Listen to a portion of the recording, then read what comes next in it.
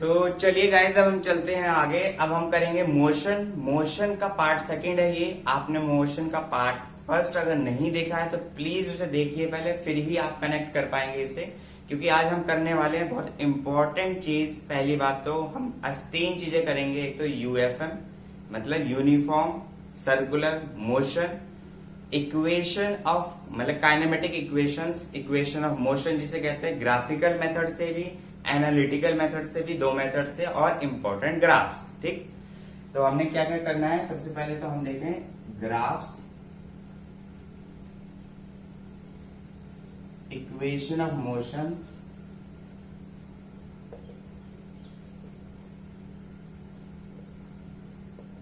और यूएफएम मतलब uniform acceleration, sorry uniform circular motion. तो हमने 3 चीजें करनी है, ये इंपॉर्टेंट। अभी तक हम क्या कर चुके हैं, motion, distance, displacement, speed, average speed, velocity, average velocity, uniform motion, non uniform motion, acceleration, ये सब हम कर चुके हैं। ठीक है ना। तो जब तक आपका बेस क्लियर नहीं होगा तब तक आपको दिक्कत होगी। तो आपने लोगों ने गाइस प्लीज नहीं देखी है वो वीडियो, तो प्लीज पहले वो वीडियो वॉच करिए, फिर इसको देखिएगा। तो इससे आपको कंसेप्ट में क्लियरिटी में आसानी होगी। ठीक है ना। अब हम चलते हैं। सबसे पहले तो इक्वेशन ऑफ मोशन की बात कर रहे थे हम। इक्वेशन ऑफ मोशंस करना है हमें ग्राफिकल मेथड से as well as analytical method से। तो भाई हम जब ग्राफिकल मेथड से करेंगे तो हमें पहले ग्राफ तो आना चाहिए। ठीक है ना। तो हम देखते हैं सबसे पहले ग्राफ्स। तो ये बहुत इंपॉर्टेंट पार्ट है क्लास 9 की मोशन का। बहुत स्कूल्स में कराया नहीं जाता, फिर आप लोगों को प्रॉब्लम होती है, क्वेश्चन पूछते हैं। तो इसीलिए बहुत इंपॉर्टेंट चीज है, आप इसे ध्यान से देखिएगा कि हमारे पास कितने तरह के ग्राफ्स होते हैं, कैसे हम यूटिलाइज करते हैं। तो गाइस चलिए देखते हैं सबसे पहले ग्राफ्स। ठीक, तो देखिए सबसे पहले हमने पढ़ना है कि ग्राफ कितने तरीके के होते हैं। 3 तरीके के ग्राफ पढ़ेंगे हम। कौन कौन से? डिस्टेंस टाइम ग्राफ,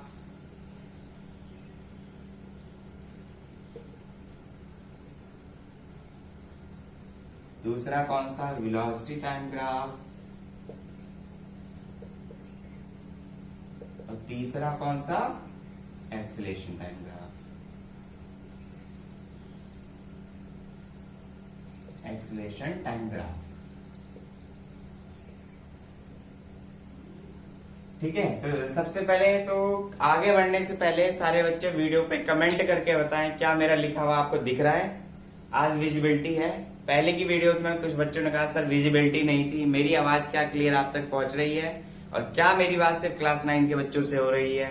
तो प्लीज सारे फटाफट से आप कमेंट बॉक्स में लिख के बताइए, तब तक मैं आपकी तैयारी कर लेता हूं जो आपको समझना है।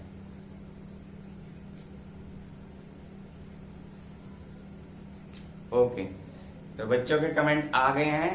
ठीक है, एवरीथिंग इज क्लियर। तो चलो हम आगे चलते हैं। सबसे पहले देखो डिस्टेंस टाइम ग्राफ। डिस्टेंस को हम किससे रिप्रेजेंट करते थे? एक्स से, किसी भी नोटेशन से कर ली। एक्स टी ग्राफ भी बोला जाता है। डिस्टेंस टाइम ग्राफ को क्या बोलेंगे हम? एक्स टी ग्राफ भी बोला जाता है। वेलोसिटी वीटी ग्राफ हो गया हमारा, एक्सीलरेशन एटी ग्राफ हो गया। ठीक है, एक्सीलरेशन क्या होता है, वेलोसिटी क्या होता है, डिस्टेंस क्या होता है, हम पहले की वीडियोस में कर चुके हैं। ठीक, तो हम चलते हैं आगे। तो एक्स टी ग्राफ में अगर हम देखें, पहली बात तो 2 तरह की एक्सिस होती हैं। ग्राफ के लिए आपको ये इंपॉर्टेंट समझना है, 2 तरह की एक्सिस होती है। भाई कौन कौन सी एक्सिस होती है? 2 तरह की एक्सिस होती है। हमें पता है, एक एक्स एक्सिस, एक वाई एक्सिस। तो हमेशा एक्स एक्सिस पे हम टाइम को लेते हैं। ऐसा क्यों? क्या हम इसको नहीं ले सकते? डिस्टेंस को ले सकते हैं, बिल्कुल ले सकते हैं, लेकिन जनरली हम क्या करते हैं, एक्स एक्सिस पे उस क्वांटिटी को लेते हैं या उस चीज को लेते हैं जो इंडिपेंडेंट हो। तो यहाँ पर टाइम क्या होता है? इंडिपेंडेंट होता है। टाइम डिस्टेंस पे डिपेंडेंट नहीं है, डिस्टेंस टाइम पे डिपेंडेंट है। तो इसीलिए यहाँ पर इंडिपेंडेंट चीजें ली जाती है, यहाँ पर जो डिपेंडेंट हो। तो यहाँ पर एक्स हो गया, यहाँ पर टी हो गया। ये क्या हो गया हमारा? एक्स टी ग्राफ हो गया। टाइम इधर को बढ़ रहा है, ये इधर को बढ़ रहा है। ठीक है ना। तो सपोज करो हमने एक्स टी ग्राफ कुछ भी हमने ऐसे ऐसे बना दिया। अब हमें कैसे पता चलेगा भाई एक्स टी ग्राफ ऐसे बनेगा या कैसे बनेगा? तो हम जनरली केस देखते हैं, किन केसेस के लिए हमने एक्स टी ग्राफ बनाना है। बस आपको इम्पोर्टेंट चीज क्या याद रखनी है कि आपने हमेशा टाइम को एक्स एक्सिस पे लेना है, वाई एक्सिस पे आप एक्स ले सकते हैं, ए ले सकते हैं और बी, तीनों में से कोई भी ले लें। अगर एक्स लेंगे तो एक्स टी ग्राफ, ए लेंगे तो ए टी ग्राफ, वी लेंगे तो वी टी ग्राफ। ठीक है, आपको याद रखना है डिस्टेंस इक्वल्स वेलोसिटी या स्पीड इक्वल्स टू क्या होता था हमारे पास, स्पीड हमारा इक्वल्स टू क्या होता था, डिस्टेंस अपॉन टाइम। तो इंपॉर्टेंट चीज की एरिया अंडर द कर्व,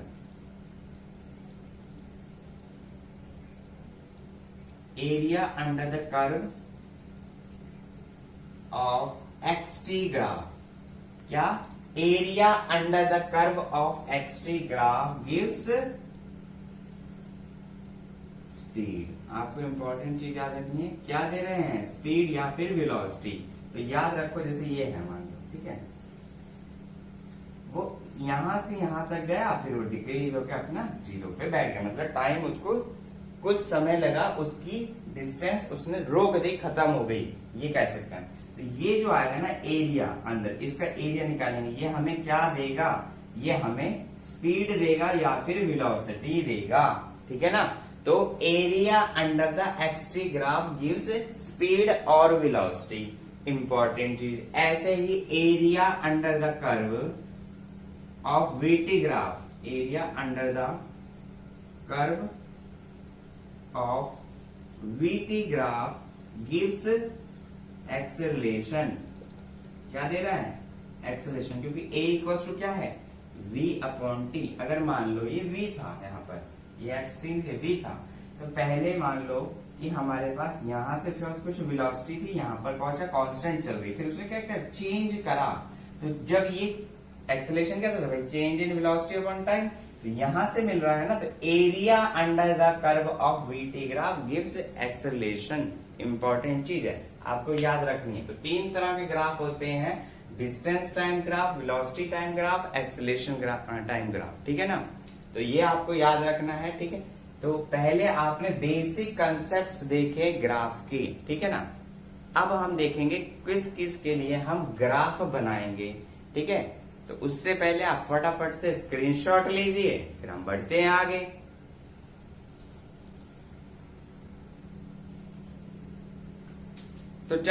तो गाइस चलिए आगे बढ़ते हैं। तो देखिए सबसे पहले हमें क्या करना था, हमें ग्राफ्स के बारे में पता चल गया, position time graph, acceleration time graph या और वेलोसिटी टाइम ग्राफ, तीन तरह के ग्राफ हमारे पास होते हैं। ठीक है, अब हम देखते हैं सबसे पहले, अगर हमारी बॉडी रेस्ट पर हो, किस पे हो भाई, रेस्ट पर हो, तब हम किस तरह से बनाएंगे ग्राफ। रेस्ट का मतलब क्या हुआ, सबसे पहला देखा हमने, ये क्या है हमारे पास, एक्स टी ग्राफ। तो जब बॉडी रेस्ट पर थी तो क्या उसमें कोई डिस्टेंस चला होगा, बताओ भाई, नहीं। तो जब नहीं चला होगा तो वो जिस डिस्टेंस पे था उतना ही रहेगा, मतलब टाइम बढ़ता जाए। जैसे अगर वो 4 किलोमीटर पे था, 4 किलोमीटर पहले था, वहां पर खड़ा था, तो वहीं खड़ा रहेगा ना। तो अगर उसकी इनिशियल पोजीशन ये थी तो ये ही रहेगी ना। तो पोजीशन टाइम ग्राफ हमारे पास क्या रहा, यही रहा, पोजीशन टाइम ग्राफ या फिर डिस्टेंस टाइम ग्राफ जिसको बोल रहे हैं। आपकी बेसिकली वो पोजीशन बता रहा है कि कितना डिस्टेंस ट्रेवल किया, तो आप उसे पोजीशन टाइम ग्राफ भी बोल सकते हैं। ठीक है, पोजीशन टाइम ग्राफ। तो उसका पहले का ग्राफ ये बनेगा जब कोई बॉडी रेस्ट पे होगी। ठीक है, अब हम देखते हैं सेम कंडीशन रेस्ट के लिए, किसके लिए, वेलोसिटी टाइम ग्राफ के लिए। भाई वेलोसिटी टाइम ग्राफ में जब पोजीशन ही चेंज नहीं हुई तो वेलोसिटी क्या रहेगी, जीरो रहेगी। तो इसका मतलब वेलोसिटी अगर जीरो है तो इसका टाइम बढ़ता जा रहा है, तो वेलोसिटी ऐसे ही बनेगी। तो वेलोसिटी टाइम ग्राफ क्या हो गया कि भाई जीरो से लेके आगे बढ़ता जाएगा, लेकिन टाइम बढ़ता जा रहा है, उसकी डिस्टेंस कुछ नहीं बढ़ी, तो चेंज इन वेलोसिटी भी नहीं हुई। वेलोसिटी तो इधर को बढ़ रही थी, तो वेलोसिटी जीरो की जीरो रही। फिर टाइम चाहे 1 हो गया, 2 हो गया, 3 हो गया, 4 हो गया, 5 सेकेंड्स हो गया, आगे बढ़ता गया टाइम। तो इसका ग्राफ कैसे बनेगा, ऐसे बनेगा। ठीक, अब आते हम एक्सेलरेशन टाइम ग्राफ पे। भाई एक्सेलरेशन टाइम ग्राफ हमें क्या कहता है, एक्सेलरेशन टाइम ग्राफ हमें ये कह रहा है कि जब भाई वेलोसिटी में चेंज नहीं आया तो एक्सेलरेशन में चेंज कैसे आ जाएगा, क्योंकि एक्सेलरेशन क्या था भाई, change in velocity upon time, acceleration का बेसिक फॉर्मूला हमने करा था v minus you upon T. Change in final velocity upon minus initial velocity upon time. तो फाइनल और इनिशियल वेलोसिटी की तो बात ही खत्म हो गई जब वेलोसिटी 0 है, तो एक्सेलरेशन 0 है, तो ये भी ग्राफ कैसा बनेगा, ऐसा बनेगा। ठीक, एक लाइन बनेगी ऑन एक्स एक्सिस, सिर्फ एक्स एक्सिस पे एक लाइन बन जाएगी। ठीक है, तो रेस्ट का तो भाई हमने देख लिया, रेस्ट का ग्राफ बनाना सबसे इजीएस्ट ग्राफ है। ठीक है ना, तो ये इंपॉर्टेंट चीज है, आप देखिएगा बहुत स्कूलों में आपको कराते ही नहीं है, फिर क्वेश्चंस आते हैं इस पे तो आप लोगों को दिक्कत होती है। ठीक, अब हम बढ़ते हैं आगे, अब हम देखते हैं क्या करेंगे, यूनिफॉर्म। अभी तक वो रेस्ट पे था, अब वो यूनिफॉर्म मोशन से चल रहा है, मतलब चल तो वो रहा है लेकिन यूनिफॉर्म मोशन से। तो यूनिफॉर्म मोशन में हमने देखा था, यूनिफॉर्म मोशन का मतलब क्या, उसकी वेलोसिटी सेम है। ठीक है ना, उसकी वेलोसिटी सेम है। तो सबसे पहले हम उसका वेलोसिटी टाइम ग्राफ ही बना लेते हैं भाई। वेलोसिटी ये रही, टाइम ये रहा। तो जब वेलोसिटी उसकी कांस्टेंट है तो जितनी वेलोसिटी, सपोज कर लो ना, यहाँ हमने वेलोसिटी या स्पीड इसकी सपोज कर ली यहाँ पर 3 मीटर पर सेकेंड मान लो। अब हमने उसकी ये यहाँ पर मान लो 3 था, ये 0 यहाँ पर 3 था, तो 3 मीटर पर सेकेंड है तो उतनी ही रहेगी। तो ये हमारा किसका ग्राफ बन गया, यूनिफॉर्म मोशन का ग्राफ बन गया, क्योंकि यहाँ पर 3 थी तो ऐसे ही चल रही थी। फिर टाइम चाहे 1 सेकेंड हो जाए, चाहे टाइम 2 सेकेंड, चाहे 3 सेकेंड, तो वो तो क्या यूनिफॉर्मली बढ़ रही है, क्योंकि वेलोसिटी हमारी यूनिफॉर्म स्पीड में, सॉरी यूनिफॉर्म मोशन में वेलोसिटी या फिर स्पीड कांस्टेंट रहती है भाई। तो अगर वेलोसिटी कांस्टेंट है तो क्या एक्सेलरेशन में कोई चेंज आएगा, एक्सेलरेशन हमें क्या कहता है, rate of change of velocity. तो भाई जो फाइनल वेलोसिटी थी वही इनिशियल वेलोसिटी है, तो ये 0 हो गया ना, तो इसका ग्राफ कैसे बनेगा, 0। भाई बहुत इजी है, ये बहुत इजी है, एक बात ध्यान से समझ लो, बस खत्म। ठीक, तो 0 था तो 0 के ऊपर एक लाइन बन गई, क्योंकि rate of change of velocity is known as the acceleration. जब वेलोसिटी में कोई चेंज ही नहीं हुआ, 1 सेकेंड पे भी यही था, 2 सेकेंड पे भी यही था, 3 सेकेंड पे भी यही था, 4 पे भी यही था, तो एक्सेलरेशन तो 0 आएगा। तो अब हम देखते हैं position time graph, position time graph या फिर डिस्टेंस टाइम ग्राफ, जो भी बोलो।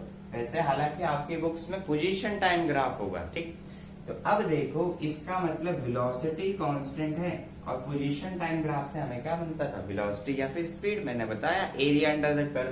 तो इसका मतलब अगर 1 सेकेंड यहाँ था, 2 सेकेंड यहाँ था, 3 सेकेंड यहाँ था, तो 1 सेकेंड में वो 3 मीटर चला होगा।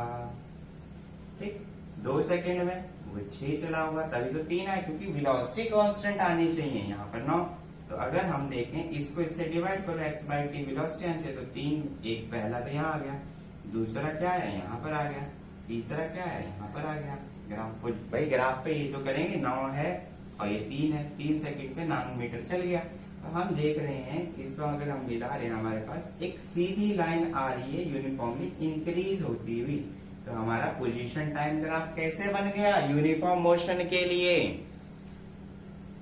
इंक्रीजिंग ऑर्डर में बन गया। तो ये हमारा पोजीशन टाइम ग्राफ बन गया, किसके लिए, यूनिफॉर्म मोशन के लिए। ठीक है ना, यूनिफॉर्म मोशन के लिए हमने भाई देख लिया कैसे बनता है। अब हम देखते हैं यूनिफॉर्म एक्सेलरेशन मोशन के लिए, यूनिफॉर्म एक्सेलरेशन मोशन के लिए,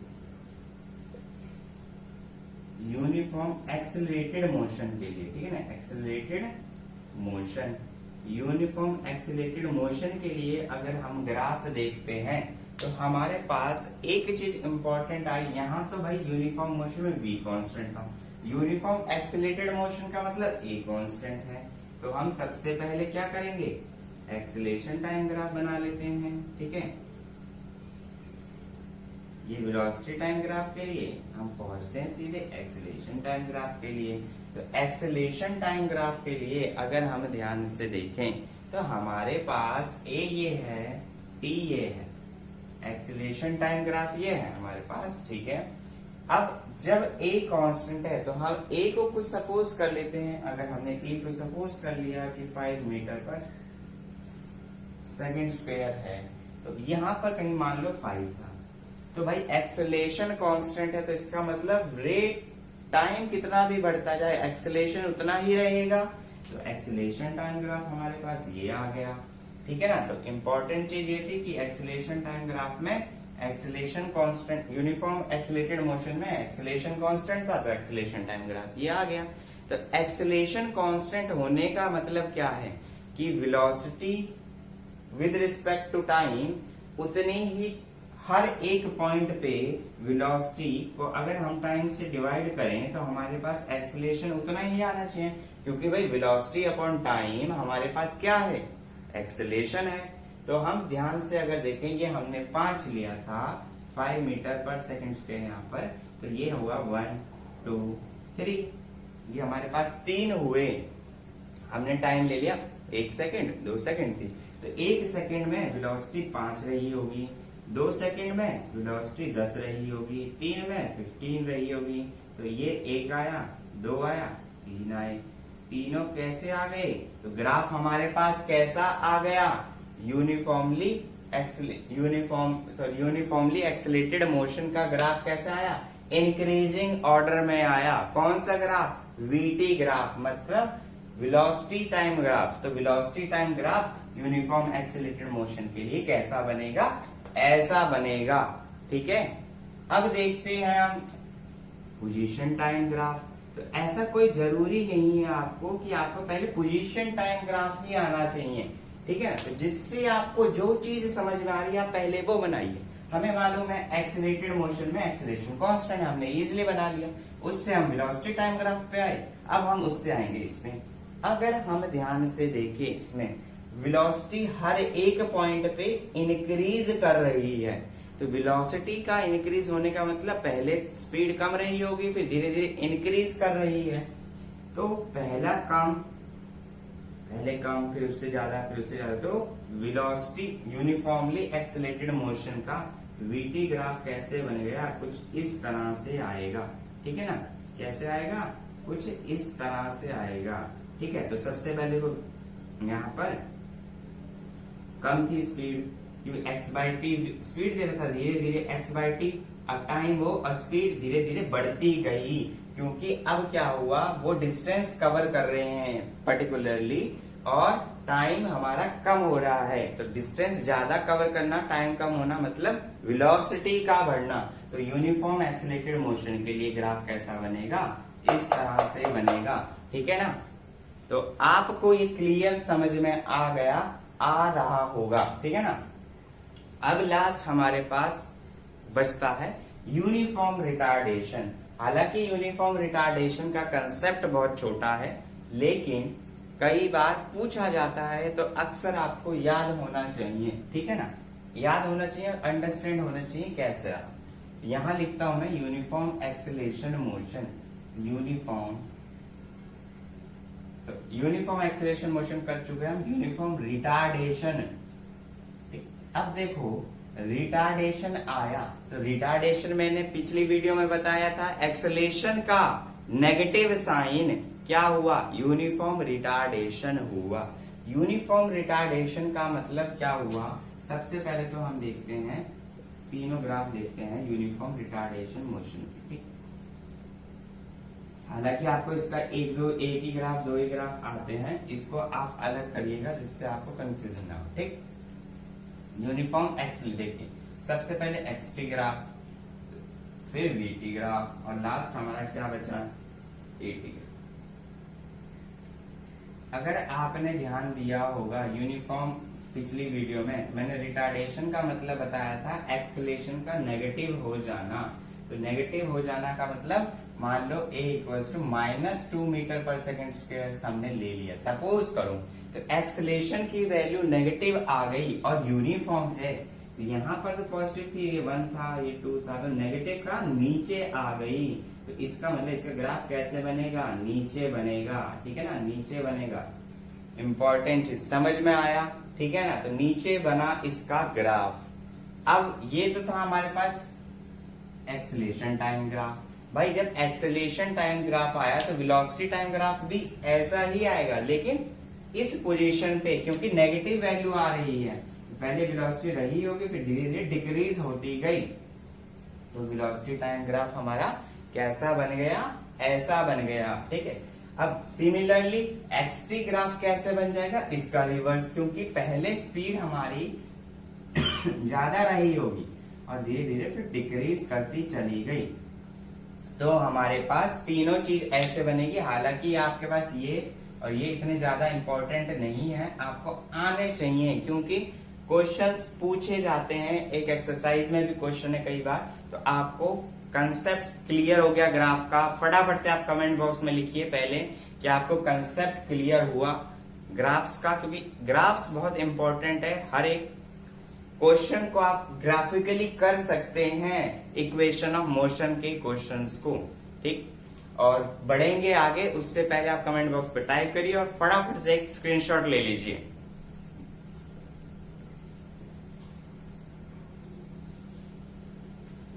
तो गाइस चलिए अब आगे चलते हैं। बच्चों ने कह दिया समझ में आ रहा है, बहुत अच्छी बात है, समझ में आ रहा है और आना भी चाहिए भाई। तो आगे चलते हैं, हम देखते हैं काइनेमेटिकल इक्वेशंस, मतलब इक्वेशन ऑफ मोशंस। तो अब हम क्या करेंगे, काइनेमेटिकल इक्वेशंस की बात कर रहे हैं।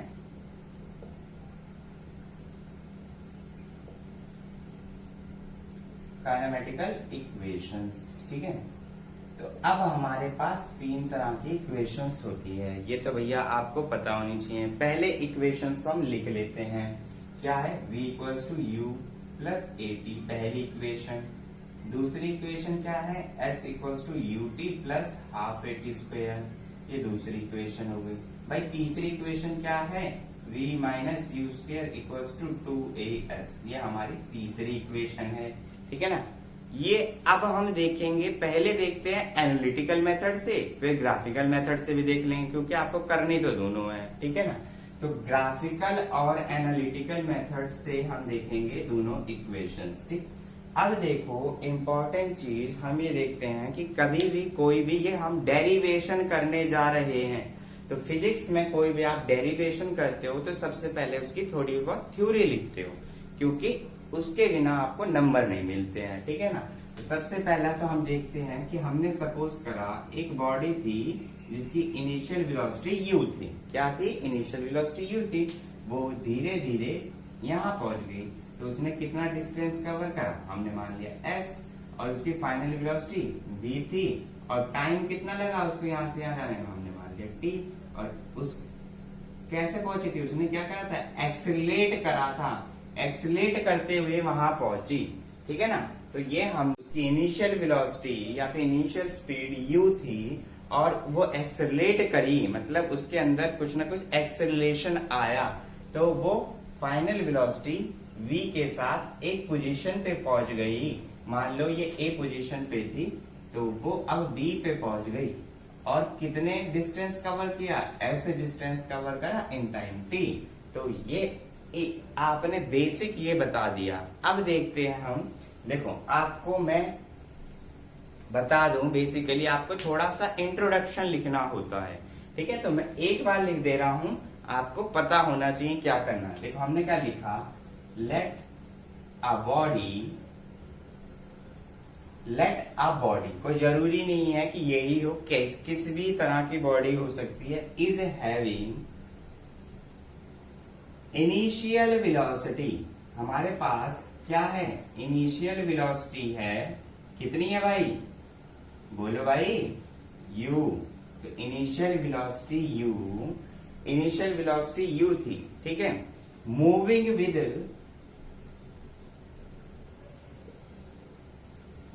विद एक्सेलरेशन, मैं एक्सेलरेशन को a लिख ले रहा हूं। ठीक है, एक्सेलरेशन किस मूव से कर रहा था, a। ठीक है, let a body is having initial velocity u moving with acceleration a covers a distance, कौन सा कितना डिस्टेंस कवर करा भाई उसने, covers a distance s in time t, very good, with final velocity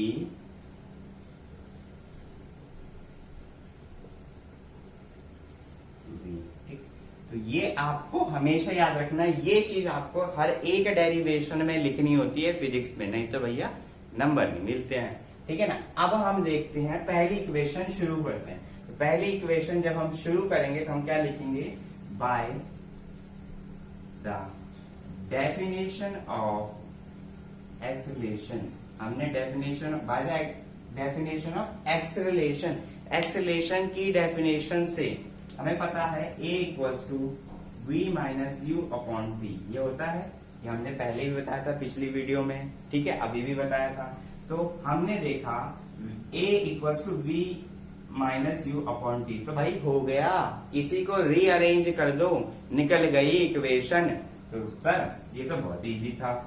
हाँ जी बहुत इजी था। v equals to u plus a t, बस हमारा काम खत्म, मिल गई इक्वेशन। ठीक है। तो पहला हमारा ये कंसेप्ट क्लियर हो गया कि फर्स्ट इक्वेशन निकल के आ गई। अब हम देखते हैं सेकंड इक्वेशन। सेकंड इक्वेशन को करने के लिए हमें वही सेम चीज करनी है।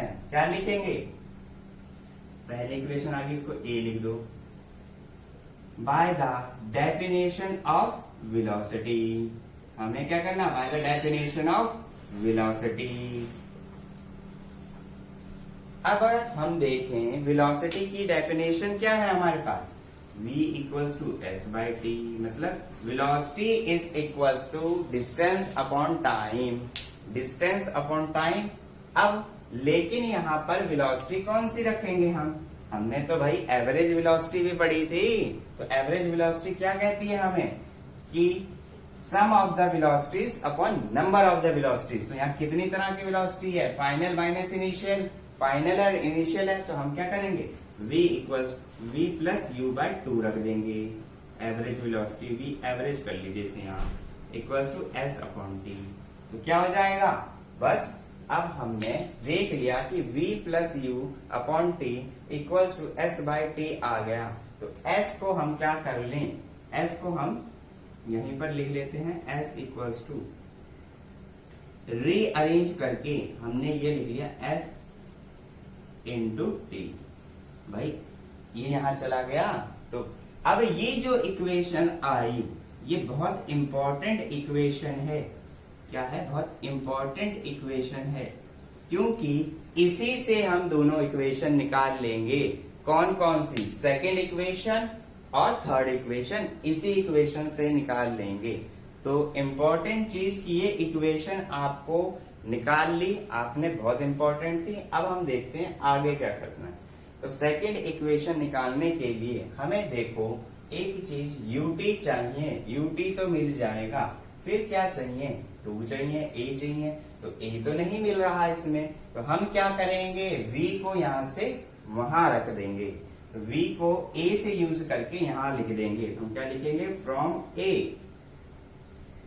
s equals to u plus a t plus u, 2 बार आया ना, अपॉन 2 इंटू टी। हमारे पास ये आ गया। ठीक।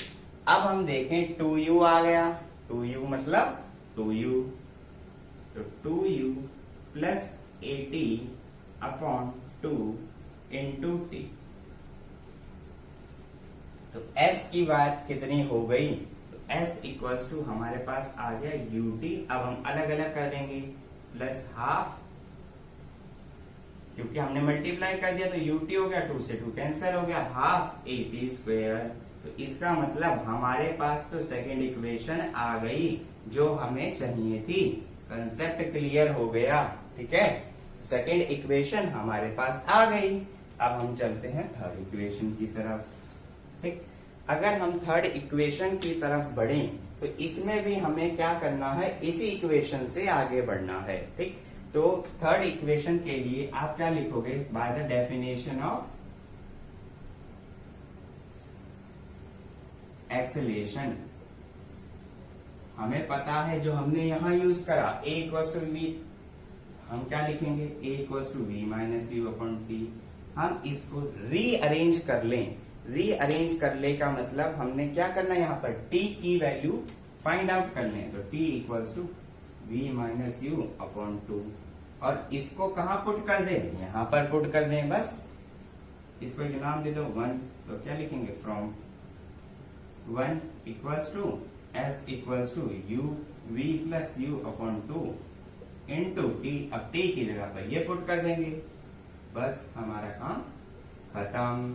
ठीक है ना, यहीं पर आपका काम खत्म हो जाएगा। सॉरी, ये ए हो जाएगा, यहाँ पर थोड़ी गड़बड़ हो गई थी, देख लेना इसे। अब s equals to v plus u into v minus u, भाई क्या हो जाएगा, a plus b into a minus b, a square minus b square, तो यहाँ क्या लेगा v square minus u square upon 2a। तो क्या हो जाएगा, 2a को इधर ले जाएंगे तो हमारे पास आएगा 2as equals to v square minus u square. यही हमारी थर्ड इक्वेशन थी। तो बस इसको हम लिख लेंगे ऐसे, v square minus u square equals to 2as। हमारे पास तीनों इक्वेशंस आ गई और यही हमें निकालनी थी। तो फटाफट से हमने देखा, एक बार रिकैप देखते हैं किया क्या। एनालिटिकल मेथड है भाई ये, इसके बाद करेंगे हम ग्राफिकल मेथड। हम कर रहे हैं काइनेमेटिकल इक्वेशंस। तीनों इक्वेशंस हमने देखी कैसे थी। हमने सपोज करा एक बॉडी थी, ए पोजीशन पे बी पे गई with velocity, initial velocity u थी, फाइनल वेलोसिटी v हो गई। एक्सेलेरेट हुई a एक्सेलेरेशन से, डिस्टेंस कवर करा s इन टाइम t, हमने वो सब लिख दिया।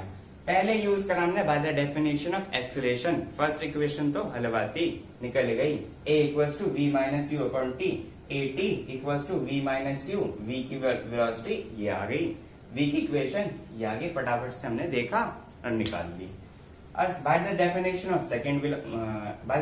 of velocity, v equals to s by t। अब v कौन सा है यहाँ पर, v average, u plus v upon 2, उसको रखा, ये इक्वेशन आ गई, ये इंपॉर्टेंट इक्वेशन है, हाईलाइट कर दी। तो यहाँ पर हमने क्या करा, v की वैल्यू को यहाँ से उठा के यहाँ रख दिया, ये हमारे पास सेकेंड इक्वेशन आ गई।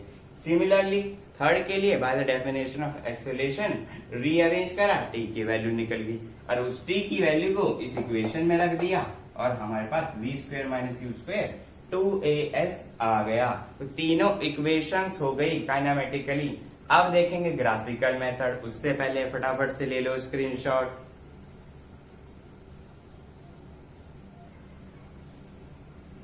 तो भाई अब चलो, अब आगे बढ़ते हैं। अब हमें देखना है क्या, ग्राफिकल इक्वेशंस, मतलब ग्राफिकल मेथड से इक्वेशंस। तो काइनेमेटिकल इक्वेशंस की बात कर रहे हैं, लेकिन किससे करेंगे, ग्राफिकल से करेंगे। तो यहां लिख लेते हैं कि भाई हम ग्राफिकल से देखेंगे। क्या देखेंगे, ग्राफिकल मेथड से इक्वेशंस को निकालना सीखेंगे। ठीक है, तो जब हम देखते हैं तो सबसे पहले ग्राफ्स तो आपको क्लियर है, ग्राफ्स का कंसेप्ट इसीलिए आपको पहले बताया कि आपको पता होना चाहिए भाई ग्राफिकल के लिए। तो हमने देखा यहाँ पर v और t ग्राफ लिया हमने। हमें पता था vt ग्राफ क्यों लिया, क्योंकि हमने वहां क्या कहता है, एक बॉडी एक्सेलरेट हुई b पे पहुंची, तो हमने माना कि एक बॉडी a पे था, उसकी कुछ इनिशियल वेलोसिटी रही होगी, तभी हम vt ग्राफ की बात कर रहे हैं। ये मान लिया यहाँ पर u थी, यहां से लेकर यहां तक उसकी इनिशियल वेलोसिटी कितनी थी, u थी, हमने मान लिया भाई इस पोजीशन पे a पे। अब वो धीरे धीरे b पे पहुंचे, तो जब वो b पे पहुंचा, ठीक है, तो हमने देखा कि अगर वो b पे पहुंचा तो उसकी वेलोसिटी यहाँ पर क्या हो गई, उसकी वेलोसिटी यहाँ पर क्या हो गई, v, फाइनल वेलोसिटी v हो गई। यही तो हमने देखा था। और acceleration vt upon velocity time graph हमें क्या देता है, एक्सेलरेशन देता है, ये हम पहले ही देख चुके हैं। ठीक है, तो अब हमने इसको क्या करा, इसको हमने ब्रेक कर लिया ऐसे कुछ। ये पोजीशन क्या हो गई, हमने c मान ली, ये हमने d मान लिए, ये o मान लिए, और एरिया अंडर द कर्व हमें क्या देगा, एक्सेलरेशन देगा। ये हम पहले ही बता चुके हैं। ठीक है, तो अब देखते हैं हम बेसिकली ग्राफिकल मेथड से कैसे निकालेंगे तीनों इक्वेशंस को। तो पहला क्या था, acceleration equals to change of velocity या change in velocity upon time. भाई यही तो फॉर्मूला था, change in velocity upon time, change in velocity upon time. रुकिए एक minute, change in velocity upon time, हमें यही देखना था। तो change in velocity upon time की बात अगर हम करें तो एक्सीलरेशन हमारे पास क्या था,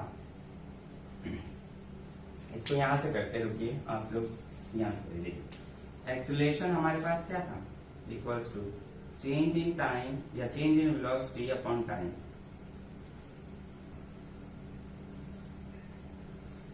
ठीक है, तो ये चीज हमें क्लियर कंसेप्ट में समझ में आ गई कि भाई एक्सीलरेशन हमारा v माइनस यू कर रहे थे तो चेंज इन वेलोसिटी था।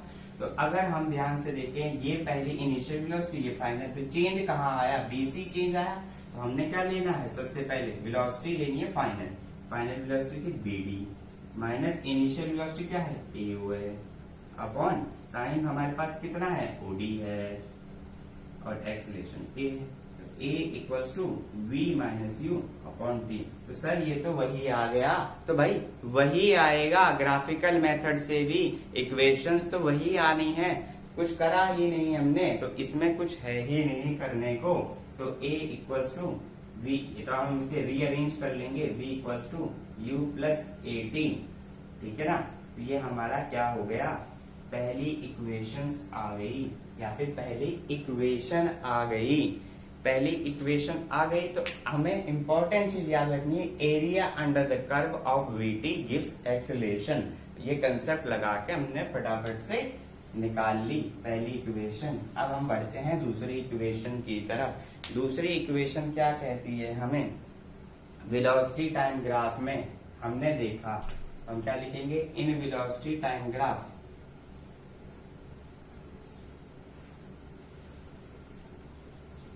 हमने फटाफट से लिखा velocity time graph. Velocity time graph को जब हमने देखा तो हमने देखा ये क्या बन रहा है भाई, ये और ये साइड तो इसकी पैरेलल है, तो ये कुछ ट्रेपेजम बन रहा है। तो हम क्या बोलेंगे, S इक्वल्स टू, मतलब डिस्टेंस जो हम कवर कर रहे हैं वो किसके बराबर आएगा, एरिया ऑफ ट्रेपेजम। कौन सा ट्रेपेजम, नाम दो, A B D O, A B D O, ठीक।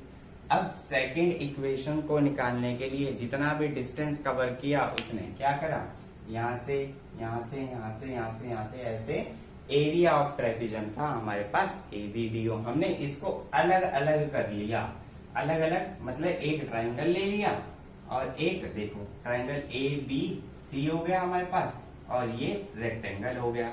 हम क्या लिखेंगे, area of triangle A B C plus rectangle, ठीक है। क्या आ जाएगा रेक्टेंगल, ए सी डी ओ, ठीक, ए सी डी ओ या ए ओ डी सी, कुछ भी लिख लीजिए, बात तो सेम ही है। तो हमने देखा भाई कि S equals to half into base into height हो जाएगा, किसका, पहले इसका। तो हाफ बेस क्या आया हमारे पास, AC आया, इंटू हाइट क्या आई, BC आई, प्लस अब इसके बाद रेक्टेंगल की बारी आई। तो रेक्टेंगल क्या है हमारे पास, ये है, तो रेक्टेंगल क्या, तो लेंथ इंटू ब्रेथ, तो AO into OD, AO into OD, ठीक। तो अगर AO इंटू OD आया तो हाफ इंटू बेस, AC हमारे पास क्या है, टाइम है भाई, AC हमारे पास टाइम है, BC हमारे पास क्या है, चेंज इन वेलोसिटी, मतलब V माइनस यू है हमारे पास BC, तो V माइनस यू हमारे पास BC है, क्योंकि ये पूरा V था भाई, ये U था, तो इसमें से जब ये माइनस कर देंगे तो ये कितना आएगा, V माइनस यू, तो वो हमने यहां लिख लिया। अब हमारे पास ये क्या है, U इंटू टी, ये हमारे पास U है इंटू टी, तो S equals to half into क्या होता है, UT प्लस हाफ AT होता है हमारे पास। तो हम देखेंगे V माइनस यू को हम क्या AT नहीं लिख सकते, V माइनस यू को हमने AT लिख दिया, अगर रीअरेंज करके तो हम उसको AT रिप्लेस कर देंगे, तो T इंटू AT हो जाएगा और ये UT आ गया हमारे पास, ठीक है। तो हमारे पास S equals to UT plus half AT square, ये आ गई भाई इक्वेशन। तो यही तो इक्वेशन लानी थी, हमारी काइनेमेटिकली इक्वेशन क्या थी दूसरी वाली, यही थी ना, S equals to UT plus half AT square. अब हम देखते हैं थर्ड इक्वेशन की तरफ। थर्ड इक्वेशन हमें क्या कहते हैं, थर्ड इक्वेशन हमें क्या कहती है। थर्ड इक्वेशन में भी हमने कुछ नहीं करना, सेम यही चीज कंसेप्ट लेनी है, ठीक है। S इक्वल्स टू एरिया किसका, ट्रेपिजम का, भाई एरिया ऑफ ट्रेपिजम क्या दिया है, ABDO, area of ट्रेपिजम ABDO, ABDO, यही हमारे पास एरिया ऑफ ट्रेपिजम दिया है। तो एरिया ऑफ ट्रेपिजम हमने ये लिया था, यहाँ ब्रेक कर दिया था, यहाँ हम ब्रेक नहीं करेंगे, ठीक है। तो थोड़ा सा आपको कंसेप्ट पता होना चाहिए कि स्टार्टिंग कहाँ से करनी है। जैसे यहाँ पर acceleration, change in velocity upon time, यहाँ पर एरिया ऑफ ट्रेपिजम को ब्रेक करना है, यहाँ पर एरिया ऑफ ट्रेपिजम को ब्रेक नहीं करना, तो इजीली सब हो जाएगा। तो आपको ये पता होना चाहिए यहाँ पर कि एरिया ऑफ ट्रेपिजम का फॉर्मूला क्या है। भाई फटाफट से बताओ क्या होता है, बताओ भाई। हाँ, half into sum of parallel sides. तो पैरेलल साइड्स यहाँ क्या है, ये है और ये है, into the perpendicular distance between them. तो परपेंडिकुलर डिस्टेंस क्या आएगा इनके बीच में, जो इनका डिफरेंस होगा, ठीक है ना। तो परपेंडिकुलर डिस्टेंस इनका क्या है, तो ये परपेंडिकुलर डिस्टेंस ये ले लो या ए ले लो, बात तो वही है। तो half into sum of parallel sides क्या हो गया, AO प्लस BD into perpendicular distance OD, ये हमारे पास फॉर्मूला हो गया भाई। हाफ इंटू AO की वैल्यू कितनी है, U है, BD की वैल्यू कितनी है, V है, इंटू OD T। तो OD हमारे पास T है, ध्यान से देख लो ग्राफ में, OD की वैल्यू ये है, यहां से यहां तक का डिस्टेंस क्या है, T ही तो है, उसने T टाइम कवर किया है ना। तो T टाइम कवर होने का मतलब हमारे पास OD की वैल्यू इतनी आ गई। अब हमने करना क्या है, बेसिकली T की वैल्यू यहां से उठा के रख देनी है, T को यहां ले जाओ, A को यहां ले जाओ। तो हमारे पास S equals to half into U plus V into T। T हम क्या लिख सकते हैं, देखो यहां से V minus U upon A। Clear हो गया, ठीक है ना। तो जब ये क्लियर हो गया तो हमारे पास हाफ इंटू ये इन दोनों को हम करेंगे तो V square minus U square हो जाएगा और नीचे क्या हो जाएगा हमारे पास A। अब हम इसको रीअरेंज कर लेंगे तो कहानी हमारे पास वहीं आके खत्म हो गई कि V square minus U square equals to 2AS आ गया। तो हमें तीनों की तीनों इक्वेशन मिल गई ग्राफिकल मेथड से भी। फटाफट से एक रिकैप देखते हैं। हमने VT ग्राफ बनाया, एक इनिशियल पोजीशन थी, इनिशियल वेलोसिटी थी U, वो किसी बॉडी की, वो V पे पहुंच गई, B पॉइंट पे पहुंच गई, फाइनल वेलोसिटी V। अब फाइनल वेलोसिटी V और टाइम कितना लगा उसे, T टाइम में पहुंची। उसके बाद हमने acceleration, change in velocity upon time से पहली इक्वेशन निकाल ली। दूसरे में कंसेप्ट सेम यही करा है कि distance covered equals to the area of trapezium. जो एरिया ऑफ ट्रेपेजम आ रहा है हमने वही कर लिया, ठीक। तो अब देखो इसको ब्रेक कर लिया फटाफट से और हमने सोल्यूशन निकाल लिया। इसमें भी हमने क्या करना, ब्रेक नहीं करना है, कंसेप्ट वही रखना है, एरिया ऑफ ट्रेपेजम। तो तीनों की तीनों इक्वेशंस आ गई, ग्राफिकल से भी एनालिटिकल से भी। तो फटाफट से एक स्क्रीनशॉट लेंगे और चलेंगे आगे। तो ले लीजिए स्क्रीनशॉट।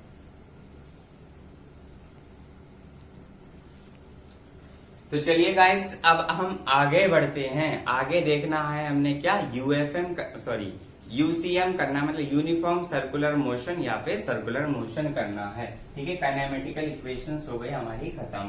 तो हम देखते हैं यूनिफॉर्म सर्कुलर मोशन, क्या देखेंगे, uniform circular motion. Uniform circular motion की बात अगर हम करें तो हमने तो सबसे पहले क्या देखना है कि सर्कुलर का मतलब भाई एक सर्कल में चल रहा है, ठीक है। तो ये हो गया सर्कुलर, हमने एक सर्कल बना दिया, ये हो गया सर्कुलर। यूनिफॉर्म का मतलब क्या है, कांस्टेंट वेलोसिटी, वेरी गुड। तो एक कांस्टेंट वेलोसिटी के साथ मूव कर रहा है तो वो एक पर्टिकुलर टी टाइम पे यहाँ पर दोबारा आ गया, ठीक है। तो भाई वो अगर सर्कल में मूव कर रहा है तो ये क्या होगा, उसका रेडियस ही तो होगा। तो वेलोसिटी की अगर हम बात करें यहाँ पर, तो उसने डिस्टेंस कितना कवर किया, पहली बात तो उसने डिस्टेंस क्या भाई सरकमफ्रेंस के बराबर यूज करा। तो distance covered equals to d equals to या फिर एस इक्वल्स टू क्या आ जाएगा 2πr, perimeter of the circle. Perimeter of the circle ही तो उसने डिस्टेंस कवर किया। यहां से वो चला वापस इसी पोजीशन पे टी टाइम में आ गया, तो डिस्टेंस कवर क्या होगा 2πr। तो वेलोसिटी अगर हम इसमें निकालें तो वेलोसिटी हमारा क्या हो गया, वेलोसिटी होता है हमारा डिस्टेंस अपॉन टाइम, ये आपको पता है। तो डिस्टेंस हो गया हमारा 2πr और टाइम हो गया ये। तो वेलोसिटी इन सर्कुलर मोशन या फिर इन यूनिफॉर्म सर्कुलर मोशन भाई किससे निकाल सकते हैं, इससे निकाल सकते हैं। कंसेप्ट हो गया हमारा क्लियर कि ये क्वेश्चन भी है एक्सरसाइज में कि यूनिफॉर्म सर्कुलर मोशन क्या होता है। यूनिफॉर्म सर्कुलर मोशन, सर्कल में मूव कर रहा है कोई पार्टिकल या कोई बॉडी, किसने कितने यूनिफॉर्म सर्कुलर मोशन की तरह, ठीक है। तो ये हमारा यहाँ खत्म। तो मिलेंगे अगले लेक्चर्स में, तब तक वीडियो को लाइक करिए, शेयर करिए और उन बच्चों तक पहुंचाइए। बाय बाय, धन्यवाद।